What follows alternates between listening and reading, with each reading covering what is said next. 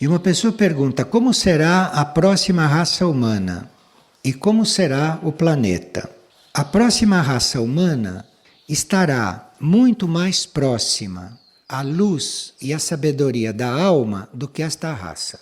E a próxima raça humana estará muito mais coligada com a mônada, com o espírito, do que esta raça. Isto faz uma diferença enorme na raça humana. Então, a próxima raça estará mais coligada com a alma do que esta, e mais coligada com a mônada do que esta.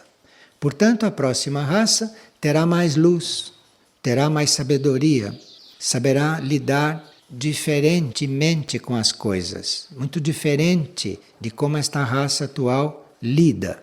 Com o planeta acontece uma coisa análoga, semelhante. O planeta, como será? Ele estará muito mais próximo, ele estará muito mais receptivo à luz solar. A luz solar para o planeta representa para nós a luz da alma.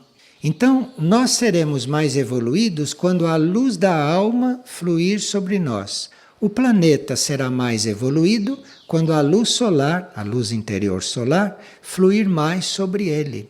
Então, estamos passando por um processo análogo. E nós teremos mais luz quando a luz da mônada fluir sobre nós. Que a luz da mônada é mais forte do que a luz da alma. Então, esta humanidade será outra.